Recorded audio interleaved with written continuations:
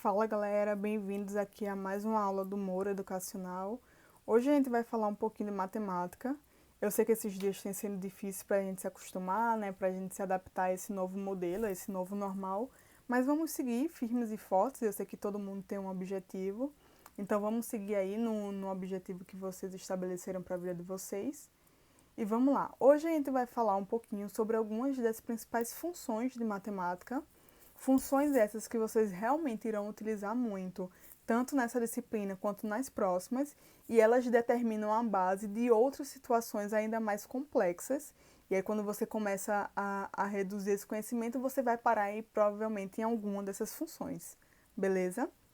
Então, a primeira função que a gente vai falar hoje é a função de primeiro grau, que dentre as funções que serão apresentadas, ela é realmente uma das mais simples. Ela tem um formato, que ela vem sempre nessa configuração, onde f de x, ou função de x, simplesmente, vai ser igual a ax mais b. Então, notem que ela tem um valor, um número, que vai estar multiplicando por uma incógnita, né, que é no caso do ax, e um valor que vai vir solto nessa equação. E o que é importante a gente saber em relação às propriedades e às diretrizes, digamos assim, dessas funções, é que, primeiro, o a e o b, eles são sempre números reais, tá? Podem ou não ser positivos, e esse número positivo ou negativo, ele vai determinar se essa função é crescente ou decrescente ou linear, mas obrigatoriamente eles são sempre números reais, beleza? Anote isso daí. O a gente chama de coeficiente angular, o b de coeficiente linear, e graficamente falando, a função de primeiro grau ela vai sempre se apresentar em formato de reta, seja ela com a curvatura para a direita ou para a esquerda. O que vai determinar isso é justamente os valores de a e b, mas sendo uma reta, a gente consegue identificar e afirmar que é uma função de primeiro grau, beleza? E aí, só para a gente deixar bem claro como a gente localiza os coeficientes, eu trouxe aí um exemplo. Botei embaixo desse 2x mais 5 a nossa função original lá que a gente viu no slide anterior. Então, veja que o número que tiver ao lado do x, a gente chama de coeficiente angular. Então, nesse caso, o nosso coeficiente angular é 2, e o número que não tiver multiplicado por x vai ser o nosso coeficiente linear. Nesse caso aí do exemplo, nosso coeficiente linear é 5. Então, vejam que aí realmente é bem simplificado, não tem com que a gente se atrapalhar, é só ter um pouquinho de atenção que a gente consegue resolver e identificar esses valores numa boa, beleza? Bom, vamos passar. Para a gente entender como é que funciona esse cálculo, eu trouxe aí dois exemplos, um com a função com valor positivo, f de 1, e outro com valor negativo, f de menos 1. Esse f de menos 1 ou de 1, ele indica o valor pelo qual você irá substituir a sua incógnita x. Beleza? Então, vamos ver o primeiro exemplo. Aí, do lado esquerdo, vocês estão vendo o f de 1. Então, onde eu tenho x, na minha função original, eu substituo por 1. Então, 2 vezes 1 mais 5. 2 vezes 1 é 2, né? Mais 5, minha função vai ser 7. Então, veja que eu tinha originalmente um valor 1 e eu consegui descobrir um outro valor 7. Esse 7 corresponde ao valor y dessa função. Então, quando eu tenho um valor de x e um valor de y, eu consigo marcar um ponto dentro do meu plano cartesiano. Lembra lá do ensino médio, plano cartesiano, que eu tenho valores de x e de y em 4 quadrantes diferentes, tá? Então, quando eu tenho um valor de x e um de y, eu consigo marcar um ponto exatamente dentro do espaço do meu plano cartesiano. Agora, vamos ver como é que funciona com o número negativo. Ela funciona, na verdade, da mesma forma. A diferença vai ser só esse jogo de sinais, né? Então, 2 vezes menos 1 dá menos 2, mais 5 vai dar 3, tá? Então, não tem muito que a gente fazer, isso aí tá bem tranquilo. Trouxe aqui um gráfico da função de primeiro grau para que vocês vejam como é que é montado esse gráfico. Então, eu tenho uma função, nesse caso 2x mais 1, onde eu irei dar valores que eu queira de x.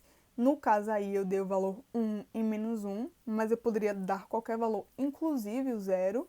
Isso aí vai a meu critério, ou depende da questão, os valores que ele pedir.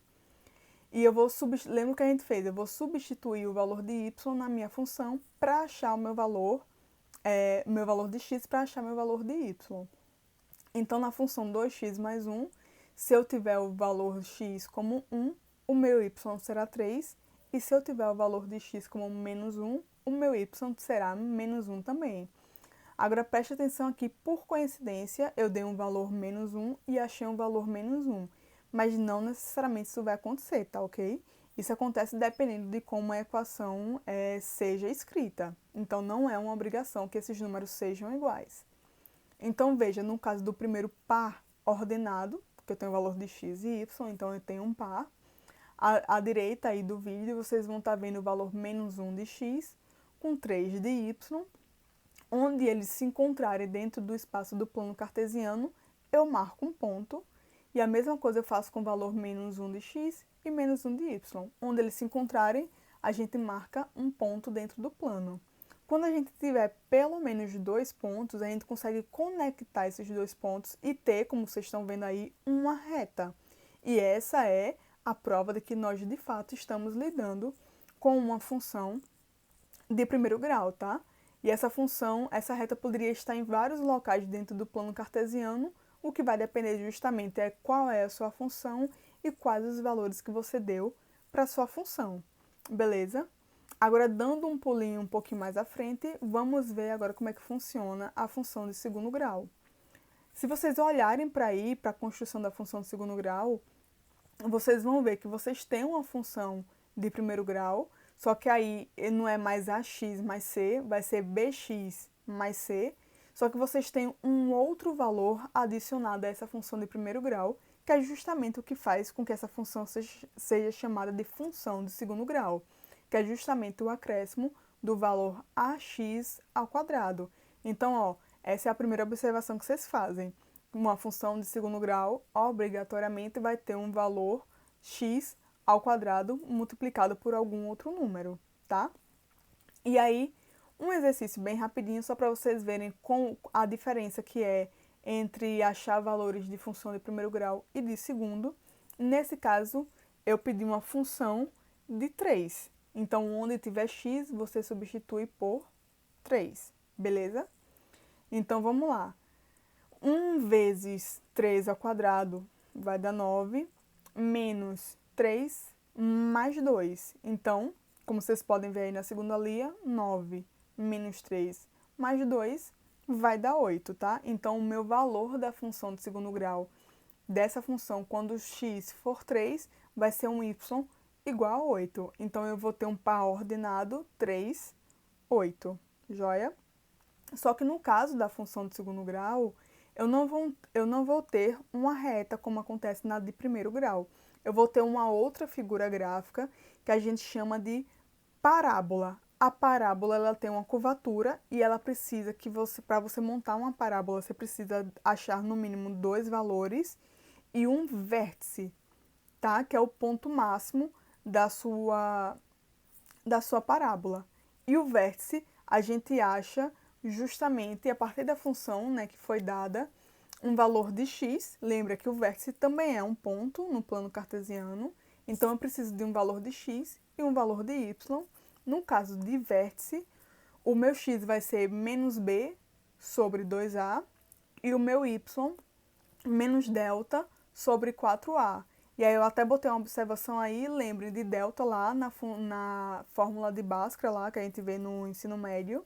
Delta é igual a b ao quadrado menos 4ac.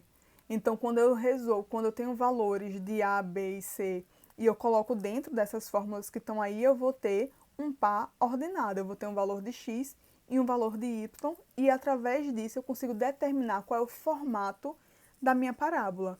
Lembrando que quando o meu valor de a for maior que zero, eu tenho uma função do tipo crescente. Quando o meu valor de a for menor que zero, eu tenho uma função decrescente.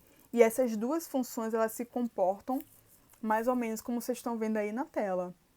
Então, numa função crescente, a minha parábola vai estar voltada para cima, e numa função decrescente, a minha parábola vai estar voltada para baixo. Vejam aí na tela que inclusive está apontado onde estão os vértices. Tem até aí os valores que a gente usa na fórmula para achar o vértice. Então, com dois valores, um de x, outro de y, a gente acha o vértice dentro daquela fórmula. E com dois outros valores de x e y, para a gente achar dois pontos, a gente delimita o intervalo dessa nossa parábola, tá? Como ela vai funcionar dentro do plano cartesiano. Isso é uma equação de segundo grau. Ela vai ser construída através de uma parábola, beleza? Mas tem o que a gente chama de inequação de segundo grau, que diferente da parábola, do valor de parábola da equação, a gente não assume a parábola em si como verdadeira, a gente assume os intervalos dessa parábola como sendo verdadeiros. Então, eu tenho aí a função x² mais x menos 2, sendo maior ou igual a zero. Botei aí até o cálculo para vocês verem que a fórmula de Bhaskara, tá? Não é diferente, não. É a mesma fórmula de Bhaskara, só que com os valores da questão. Para vocês verem que eu achei o valor 1 e menos 2. Então, marco na minha parábola o valor 1 e menos 2 e eu assumo que os intervalos acima deles, né, vão ser valores positivos para a minha equação.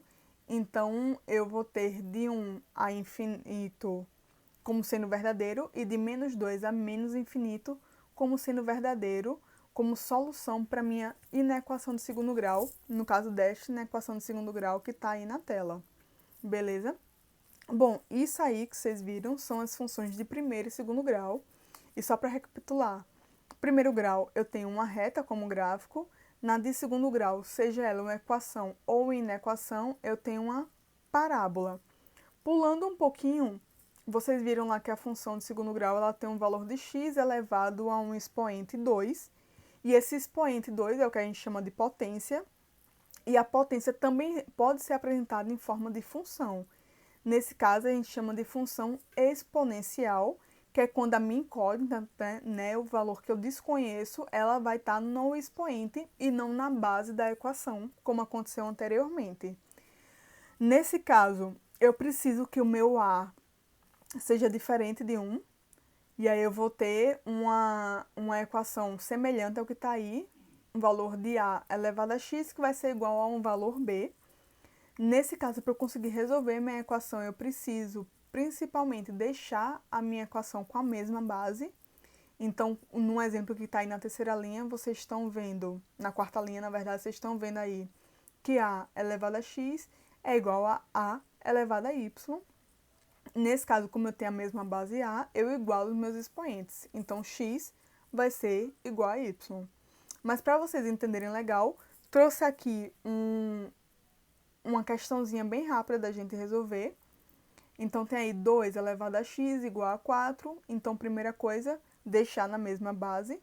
Então, 4 é a mesma coisa que a gente escrever 2 elevado a 2. Como agora eu tenho a mesma base, eu igualo meus expoentes. Então, o valor de x nessa equação exponencial é de x igual a 2. Vamos passar, vamos complicar um pouquinho agora. Nesse caso, eu tenho 2 elevado a x mais 4 igual a 64. Primeira coisa, como a gente fez na outra questão, que era um pouco mais simples, é deixar isso aí na mesma base. Nesse caso, o 64 eu posso escrever como 2 elevado a 6. Agora que eu tenho a mesma base, eu igualo os meus expoentes. Então, x mais 4 é igual a 6. Então, se x mais 4 é igual a 6, significa que o meu valor de x é 2. Beleza? Essas equações exponenciais, elas têm algumas propriedades que são muito importantes que vocês saibam, tá? Então, vamos aqui de uma em uma para ficar bem legalzinho para vocês, quando estiverem respondendo as questões, lembrar dessas propriedades. A primeira dela é quando eu tenho uma multiplicação de potências de mesma base. Então, vocês estão vendo aí que eu tenho um A elevado a m vezes A elevado a n. Como eu tenho a mesma base, eu posso repetir a mesma base e somar os meus expoentes, tá? Propriedade 2, eu tenho a mesma base, só que nesse caso eu tenho uma divisão, né? Eu tenho uma fração de potências de mesma base. Nesse caso, eu repito a minha base e eu subtraio os meus expoentes. Então, nesse caso, base A elevado a m vezes menos n, tá? Propriedade 3, eu tenho uma potência de potência. Então, tenho base A elevado a m elevado a n. Repito a minha base e multiplico as minhas potências, como vocês estão vendo aí. Então, fica A elevado a m vezes n. Propriedade 4, eu tenho uma multiplicação onde tenho bases diferentes, mas com o mesmo valor de potência, de expoente. Então, eu separo as minhas bases, mas repito o meu expoente, já que ele é o mesmo. Então, fica A elevado a n vezes B elevado a n, como vocês estão vendo aí na propriedade 4. Passando para a propriedade 5, nesse caso, eu tenho uma fração, né? Uma divisão onde eu tenho o mesmo expoente, mas bases diferentes. Como eu fiz na propriedade 4, eu faço algo muito semelhante. Só que nesse caso, como eu tenho uma divisão, né, uma fração, eu mantenho a minha fração e repito os expoentes na fração no numerador e no denominador. Na propriedade 6, eu tenho uma potência com expoente negativo. Nesse caso, o negativo, eu não consigo fazer cálculos com expoentes negativos, então eu preciso inverter o meu numeral de base. Então, tem aí a base A, ou A sobre 1. Lembre que todo número sobre 1 vai ser o próprio número, então eu mantenho o meu A, só que nesse caso eu faço a inversão. A elevado a menos n vai ficar como 1 sobre A elevado a n. Só que nesse caso, tá, eu botei até aí uma observação, o meu A tem que ser diferente de zero, caso contrário eu não consigo calcular. Como eu tenho um número na propriedade 6, eu tenho um número sozinho, agora na propriedade 7 eu tenho uma fração com expoente negativo. Então, se lá na propriedade 6 eu inverti o meu numeral de base, a mesma coisa eu vou fazer na propriedade 7, só que agora a minha base é uma fração. Só que eu inverto, o que é denominador passa a ser numerador, o que era numerador passa a ser denominador.